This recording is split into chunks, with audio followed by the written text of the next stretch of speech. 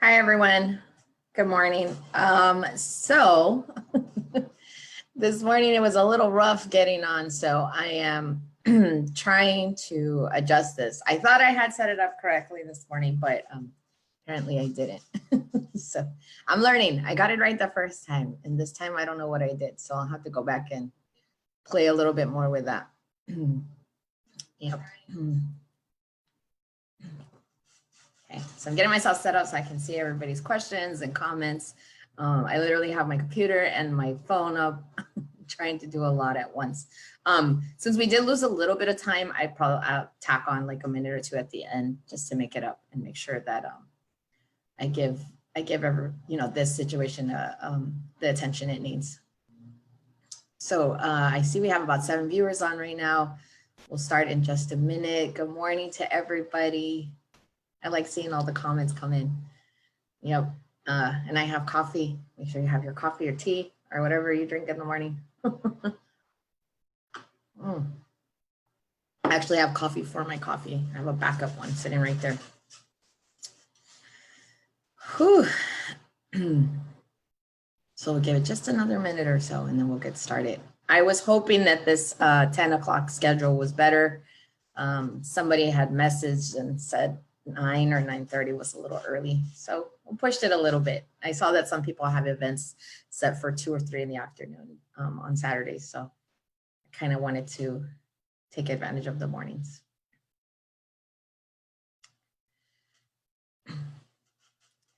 All right, so I'll go ahead and get started.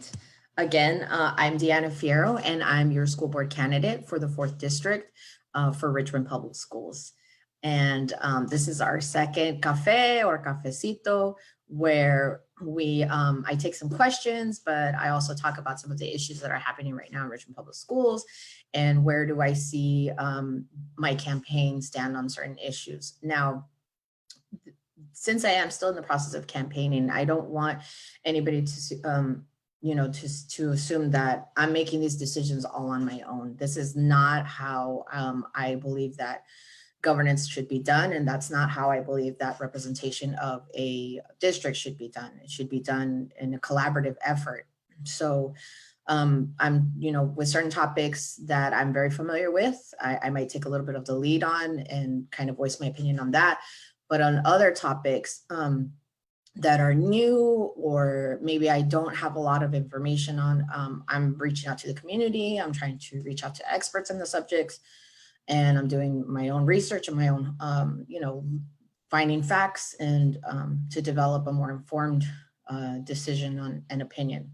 So with that, we will go ahead and get started. Please remember though that if you do have some questions, just pop them into the comments and I will try to get to them. If I don't, I will try to personally reach out to you to address your question. Or I'll bring it up at the next cafe event so that others can hear it, hear answers, especially depending how big and broad of the question that is.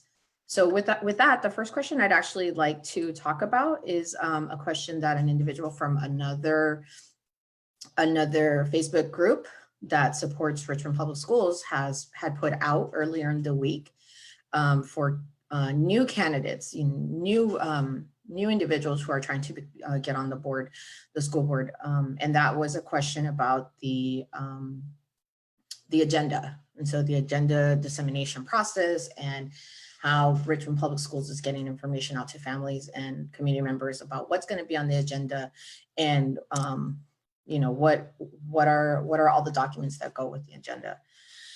If you watch the first cafe event, you will know that that question actually came up before, and it, well, not necessarily the question, but that topic. Somebody had asked about what's a policy that I would change right away, or that, one that I would like to try to tackle or modify once we got started, once on the board. And it was the agenda policy. And this seems to be a policy that throughout the state of Virginia and even in other states, the language is very similar. the law, the state law and the agenda policy is very similar. And it's easy to interpret it in different ways, and it's very easy to, to facilitate it in different ways. So let me go ahead and read the original question that was posted. And this was from a individual named Meredith and from Revitalize RPS. So Meredith, if you're on, I hope you see this. But if you get to see this later, true to my word, I'm addressing this question here, and hopefully more people will hear about it.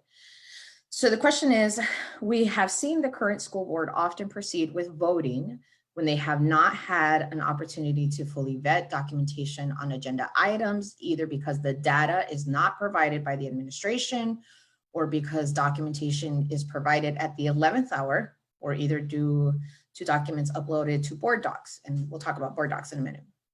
Late, or by admin presenting information just prior to the board vote. I would love to hear from those individuals who are running for school board, not currently on the board. How do you intend to handle this reoccurring phenomenon? And so before we start, board docs. So what is board docs? Board docs is basically where a location on the internet where, our school division keeps all their documents, copies of their policies, the meeting minutes. You can see bylaws, and you can see presentations. You can see all the information that gets voted on beforehand, and more detailed raw information about policies and what changes have been done, and decisions. The budget is definitely on board docs, and I can link that in. I'll drop that into a post later today, so that if you're not familiar with board docs, you can go on there and you can go back so many years. You can see, how did school board members vote on certain issues? Why is it that we have certain policies? What kind of information was presented to the board that helped them make certain decisions like that.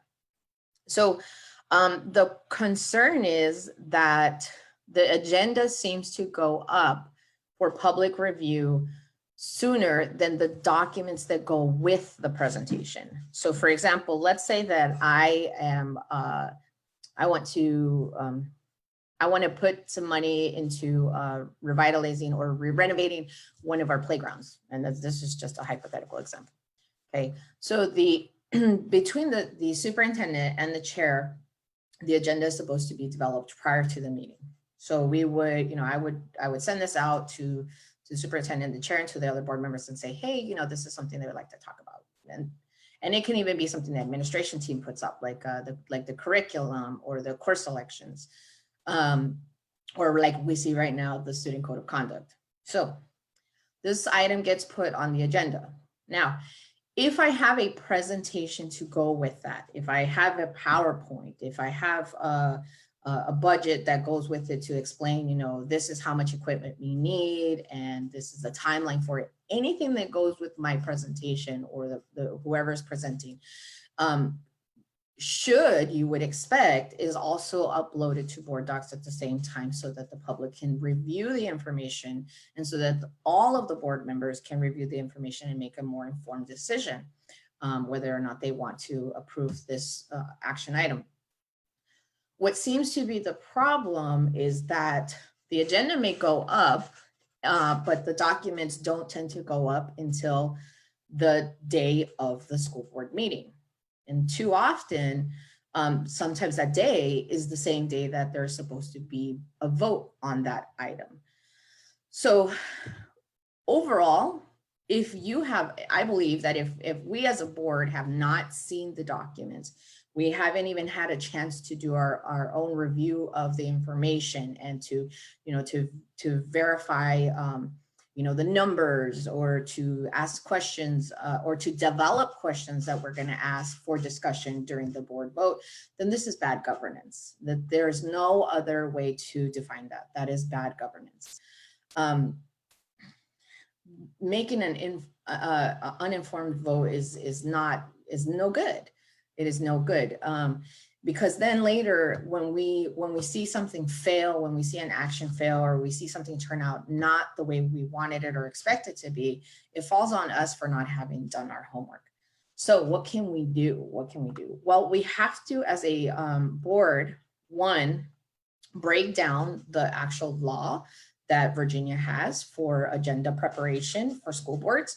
And then we have to look at our own policy and say, well, how can we strengthen this and how can we make it more, how can we be honest about making sure that we get the information to the public?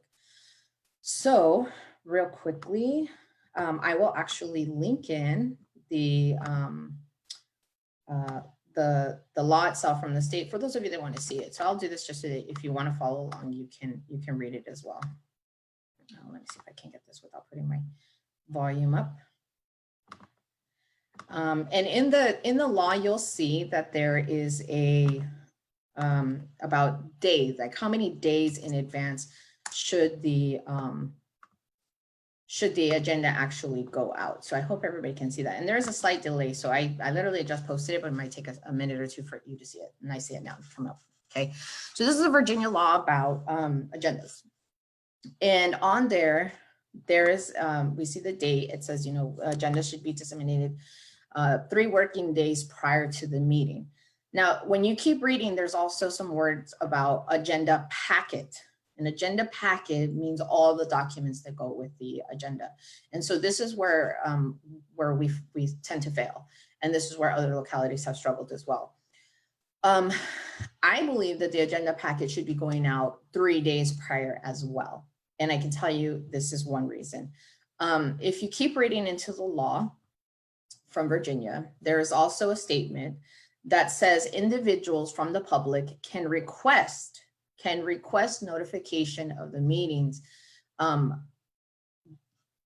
their own. So let's say that I were to write to the board. Let's say that I wrote to the board or I called the board.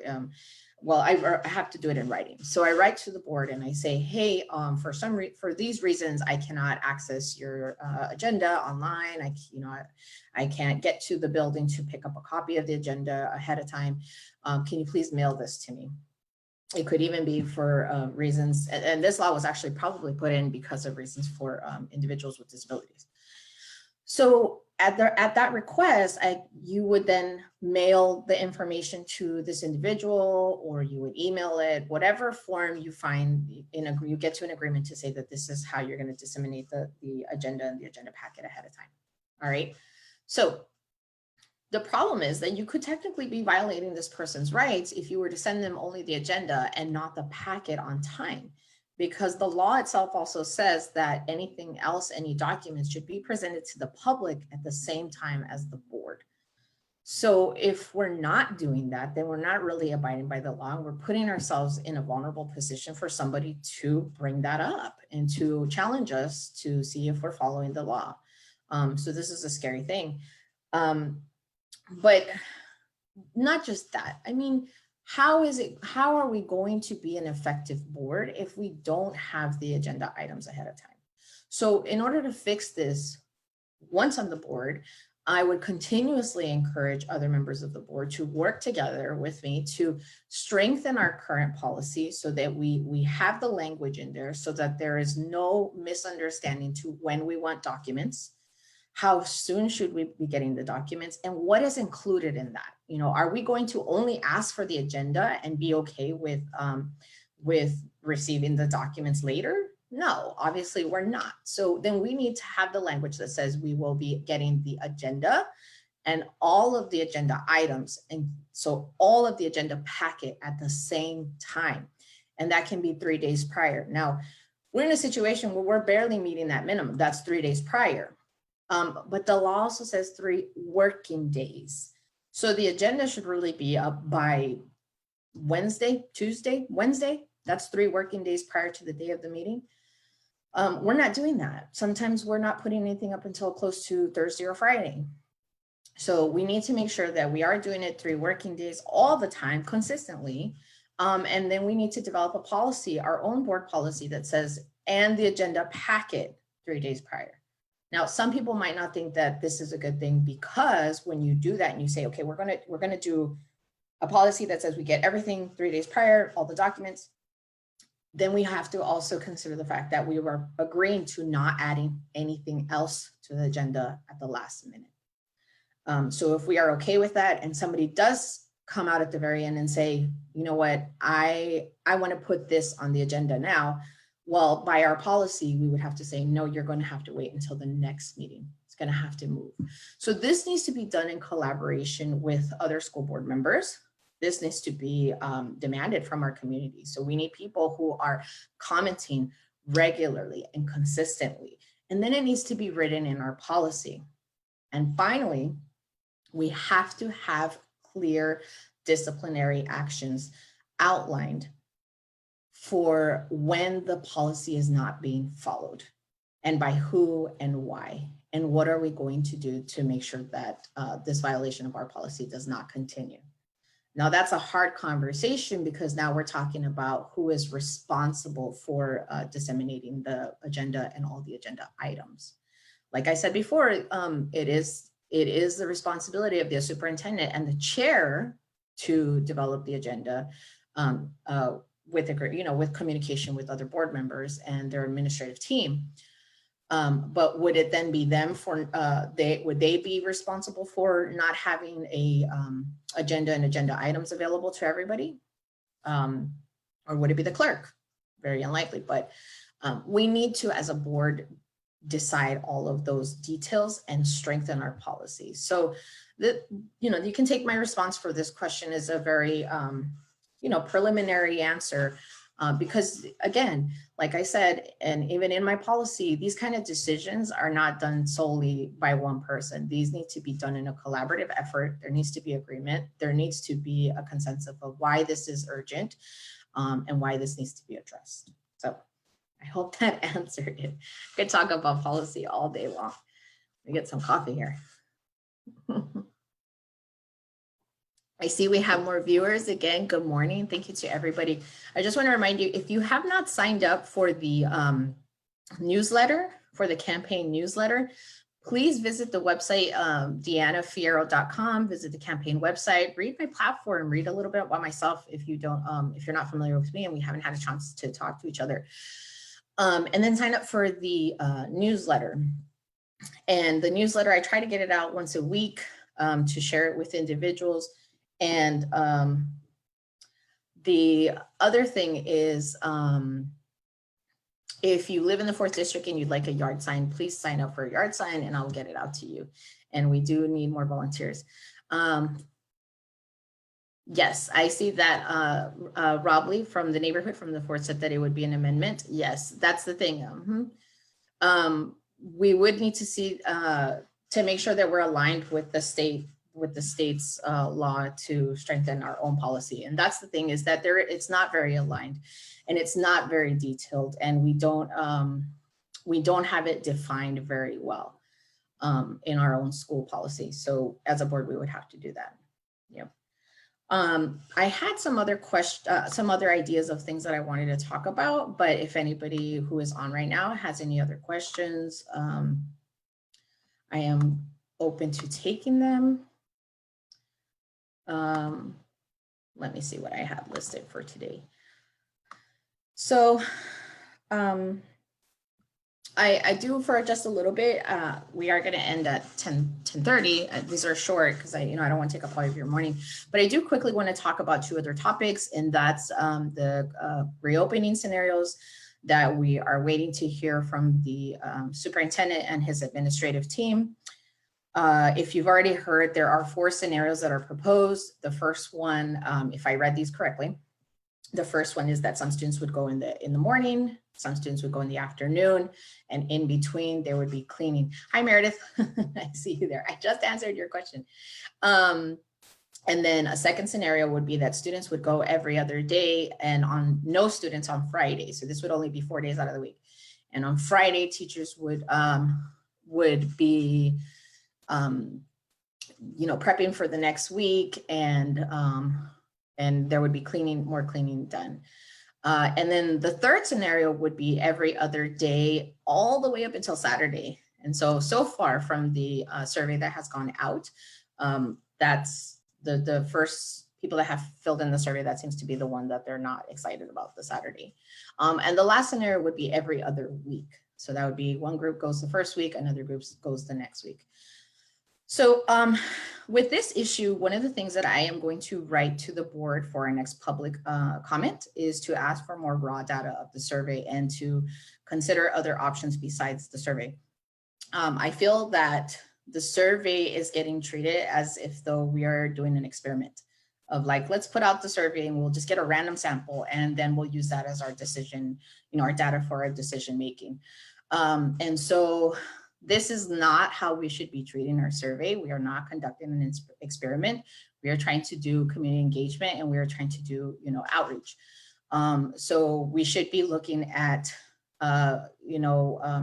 how many people are filling out the survey and trying to get close to 100% completion at as many of our schools as we can.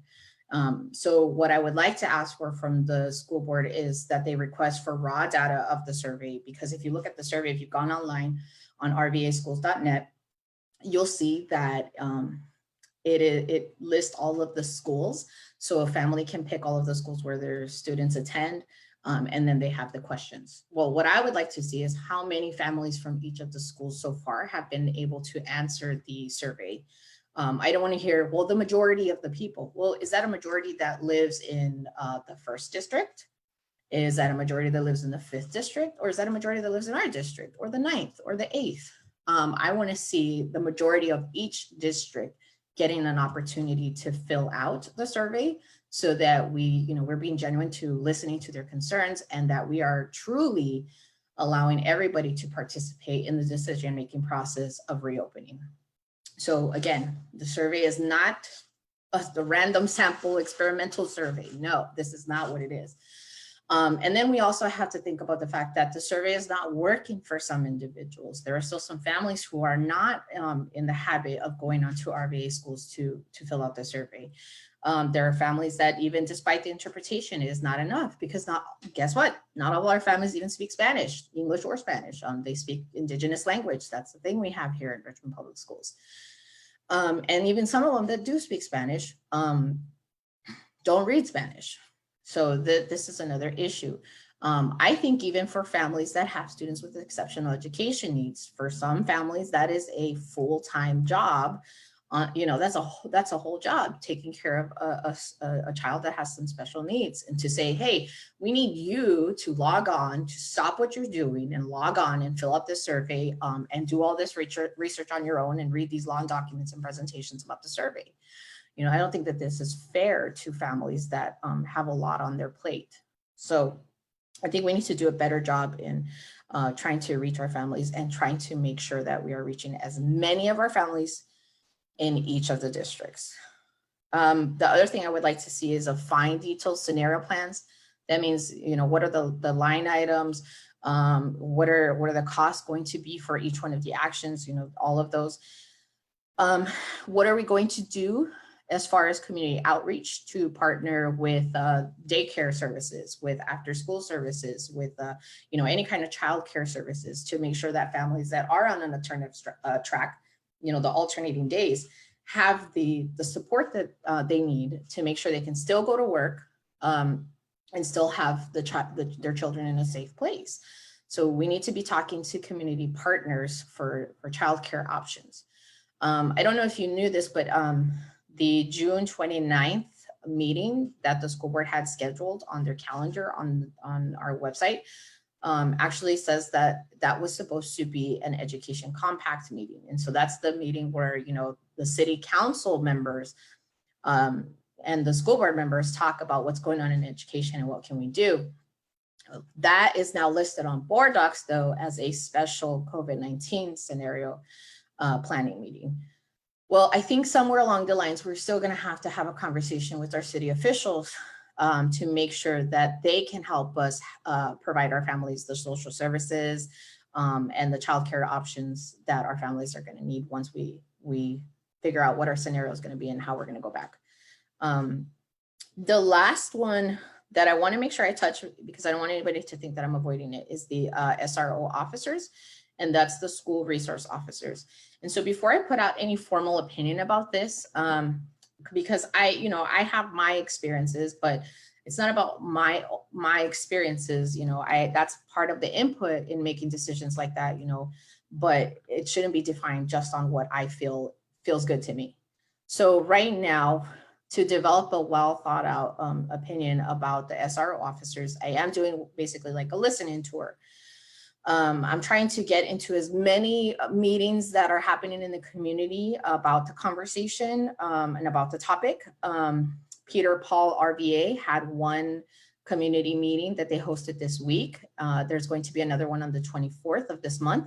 And I would recommend everybody to jump in on there because it's very interesting to hear people's opinions about, what do they think about SRO officers? What data do they know about SRO officers? What information do they know and where are they getting it from? And then I'm researching the pros and cons. So I want to know, where do people stand on each side of the topic and why? Why do they feel that way? And then how do our members of the community feel about SRO officers?